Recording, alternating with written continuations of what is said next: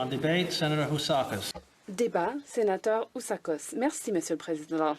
Honorables collègues, je prends la parole au sujet d'une motion qui est importante en ce qui concerne les défis auxquels nous sommes confrontés dans nos relations avec la République populaire de Chine. Les sénateurs se souviendront peut-être que j'ai présenté une motion similaire lors de la dernière législature qui a langui jusqu'à qu'elle soit finalement morte au feuilleton avec la prorogation. La situation est devenue beaucoup plus grave depuis lors sur de nombreux fronts. C'est pourquoi j'estime que l'adoption de cette motion est d'une importance capitale. Premièrement, nous devons accepter et reconnaître qu'il est de plus en plus évident que la RPC, le Parti communiste chinois, pose une menace pour les intérêts nationaux du Canada, ses valeurs, et même pour les Canadiens d'origine chinoise.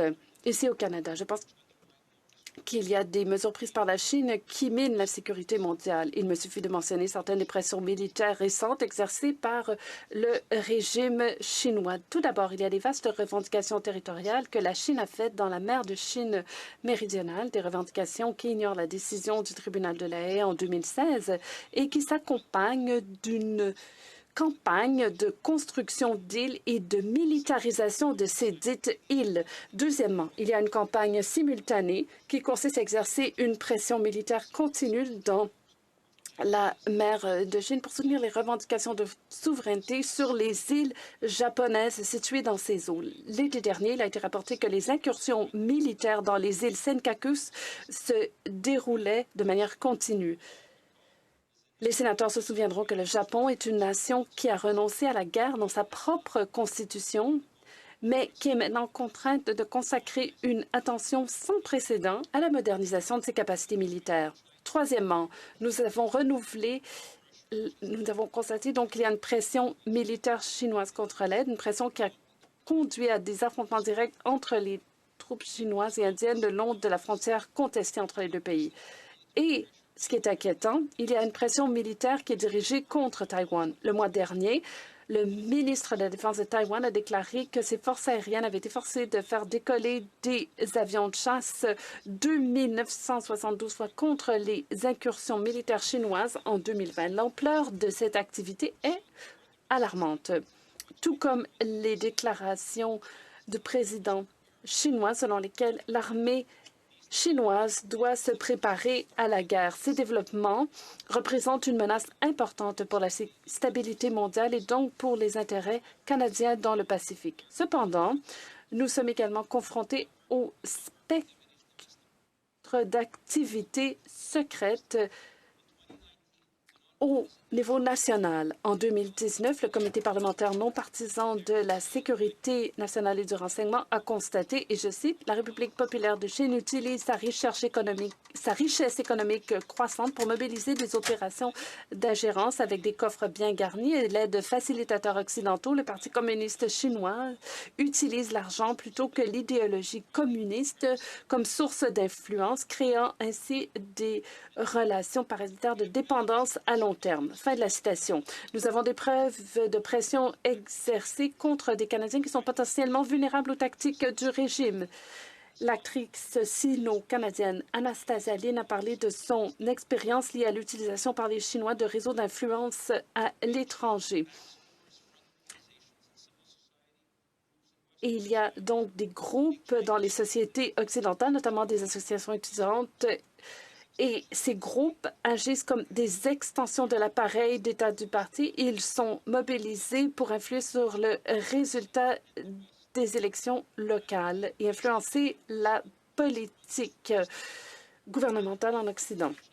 Elle a dû faire face, cette dame a dû faire face à des conséquences personnelles. Sa mère l'a informé que des agents de la Sécurité nationale avaient interrogé un collègue de l'entreprise familiale en Chine. Elle a dit, ma mère m'a dit que une de leurs connaissances avait reçu la visite de la police secrète chinoise et qu'ils avaient posé des questions sur moi. Les sénateurs connaissent maintenant les violations aux droits fondamentaux perpétrées par l'État chinois à Hong Kong contre la minorité ouïghour et contre d'autres dissidents. Et on ne peut pas tolérer l'extension de ces activités dans notre propre pays. Il s'agit d'activités qui ont une portée mondiale. Au début de l'année, j'ai attiré l'attention du Sénat sur un atelier de 2018 organisé par le SCRS qui s'est appuyé sur l'analyse d'experts internationaux en ce qui concerne les objectifs politiques de la Chine et ses intentions stratégiques. Et le rapport contenait les conclusions suivantes. Le régime chinois mène une stratégie multidimensionnelle pour amener la Chine à une domination mondiale. La stratégie comprend la diplomatie, les accords économiques, l'innovation technologique et l'escalade des dépenses militaires. Les partenaires commerciaux constatent que la Chine utilise son statut commercial et ses réseaux d'influence pour faire progresser les objectifs du régime. Qu'une société chinoise soit une société d'État ou une entreprise privée, elle aura des liens de plus en plus explicites avec le Parti communiste chinois. La Chine utilisera sa position commerciale pour avoir accès à des entreprises, des technologies et des infrastructures qui peuvent être exploitées à des fins de renseignement ou pour compromettre potentiellement la sécurité d'un partenaire.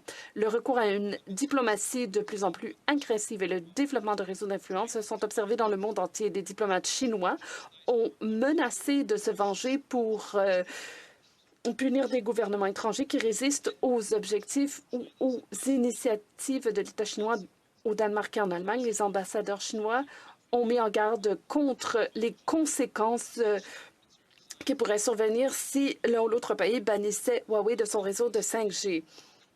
Et dans certains cas, ces déclarations ont un effet dissuasif. L'année dernière, peu après son arrivée au Canada, l'ambassadeur de Chine a menacé cette même Chambre à cause de notre motion demandant au gouvernement d'imposer des sanctions Magnitsky contre des fonctionnaires chinois. Il y a quelques semaines, ce même ambassadeur a menacé la sécurité de 300 000 Canadiens vivant à Hong Kong et, la semaine dernière, il l'a fait à nouveau, en disant aux médias que les Canadiens ont manqué de respect envers le Parti communiste chinois et qu'ils devraient être prudents lorsqu'ils parlent de la République populaire de Chine. Est-ce une façon de se comporter pour un ambassadeur? Pourquoi est-il encore ici? Il représente encore la Chine au Canada. Je peux vous dire que la coercition n'a pas fonctionné en Australie. L'Australie a été le premier pays à interdire à Huawei de développer son réseau 5G.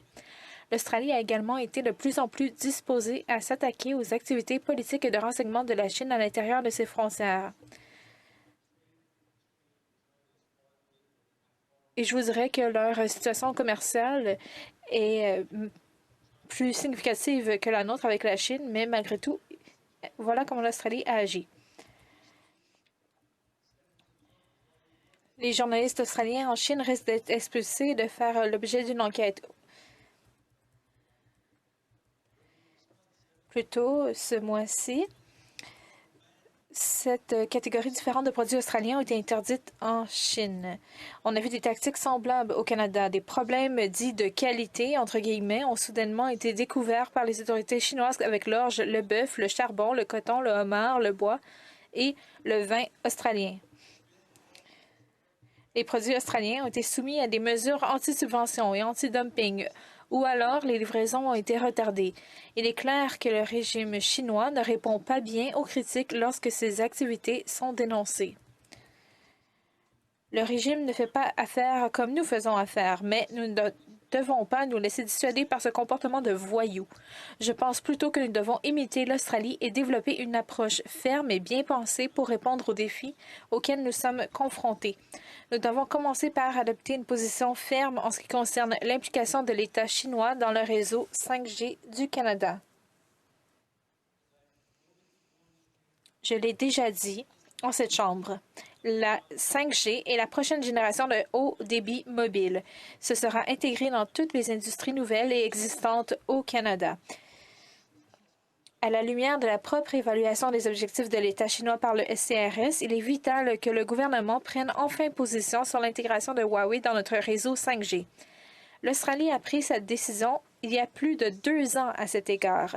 Rien ne justifie que notre gouvernement continue à tergiverser sur cette question alors que les enjeux sont si importants. Je pense qu'il est également vital que le gouvernement présente un plan solide comme l'Australie l'a fait pour lutter contre les opérations étrangères croissantes de la Chine ici au pays et contre l'intimidation croissante des Canadiens et des Chinois vivant au Canada. D'autres pays prennent très au sérieux les activités internationales et nationales de l'État chinois. Ils le prennent au sérieux car les implications sont considérables.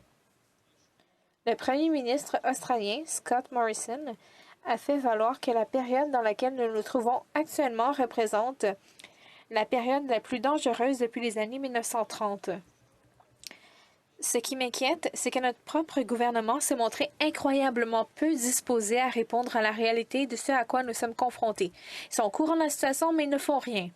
Avant les élections de 2015, le premier ministre a déclaré que la Chine était le pays qu'il admirait le plus. Il l'admirait, a-t-il dit, en raison de sa dictature de base, c'est une citation, et de sa capacité à faire tourner les choses. La naïveté de cette chose, de ces mots, est stupéfiante. Si, plus récemment, il a au moins commencé à reconnaître que l'État chinois n'est peut-être pas ce qu'il pensait, nous sommes toujours confrontés à des ministres de son gouvernement qui ne sont pas disposés à répondre avec force aux provocations de l'État chinois. Certains ministres ont même eu des hypothèques avec le régime chinois. Récemment, notre ministre des Affaires étrangères a refusé d'utiliser le mot « génocide » en rapport avec ce que la Chine a fait à sa propre population ouïghour et continue de faire à sa population ouïghour. Il faut utiliser les bons mots. Malgré le fait aussi que le sous-comité des droits de l'homme internationaux de la Chambre et des représentants l'a justement constaté. Certaines des déclarations des ministres concernant l'admission de dissidents politiques de Hong Kong sont tout aussi vagues. Récemment, le ministre de l'Immigration a refusé de confirmer si les citoyens de Hong Kong qui auraient pu être condamnés pour des délits tels que le rassemblement illégal seraient admis, dis-je, au Canada. Et même ici, dans cette Chambre, nous avons des sénateurs qui veulent donner un laissez-passer à la Chine, choisissant plutôt de blâmer les autres et encourageant les Canadiens et notre gouvernement à s'entendre pour s'entendre. Le sénateur Wu, par exemple, participera mardi à un webinaire intitulé « Vers une refonte des relations Canada-Chine ». À première vue, il semble que le sénateur Wu et moi-même soyons d'accord sur la nécessité de repenser nos relations avec la Chine. Mais je pense que nous ne sommes pas d'accord sur ce point. Prenez par exemple le sénateur Wu lorsqu'il dit, et je cite, « Ces dernières années, les relations Canada-Chine ont été indûment façonnées par la concurrence stratégique entre les États-Unis et la Chine, ce qui a conduit Ottawa à avoir des conflits avec Pékin qui ont plus à voir avec la rivalité entre grandes puissances qu'avec notre intérêt national. » Qu'est-ce que cela signifie, au juste? Rien ne prouve que le ralentissement de nos relations avec la Chine a été indûment influencé par la concurrence stratégique entre les États-Unis et la Chine. Ce ralentissement s'est produit en raison de la nature de la politique chinoise qui est impérialiste, coercitive et en conflit avec nos intérêts et nos valeurs.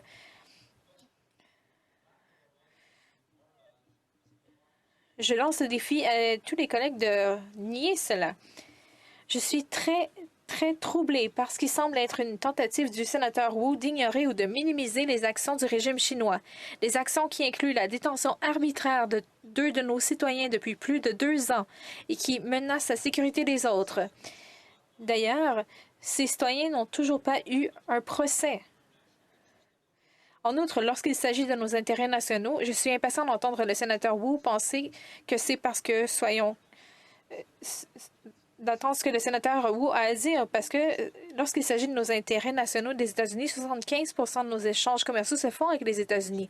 Notre sécurité et notre défense dépendent directement des États-Unis. Nos cultures sont similaires. Notre façon de penser et nos valeurs sont similaires. Nous sommes des alliés de longue date qui partagent des valeurs démocratiques fondées sur la liberté et l'État de droit. Au Canada et aux États-Unis, on ne met pas des journalistes en prison parce qu'ils sont en désaccord avec le gouvernement. Les sociétés canadiennes et américaines sont interconnectées à presque tous les niveaux. En bref, nos 2 pays se comprennent à un niveau profond. L'idée qu'il existe une sorte de possibilité d'équilibre entre les États-Unis et la Chine est ridicule. Je crains que ce que le sénateur Wu et sans doute d'autres ne veuillent pas accepter, c'est que quoi qu'il arrive dans l'affaire Meng Wanzhou, il n'y aura pas de retour en arrière. La réalité est que la politique de la RPC évolue.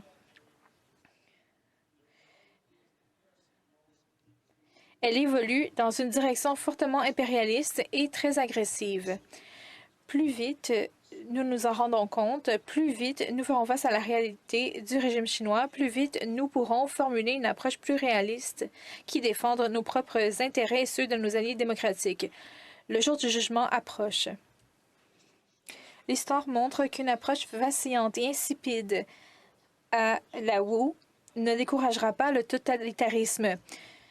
On a déjà tenté cela. Je suis désolée de vous interrompre, sénateur Ousakos, mais votre temps est expiré. Voulez-vous avoir 5 minutes de plus? J'aimerais bien avoir 5 minutes de plus, mais je sais qu'il y a des limites à la démocratie. Si vous êtes contre, dites non. Je suis désolée, monsieur le sénateur.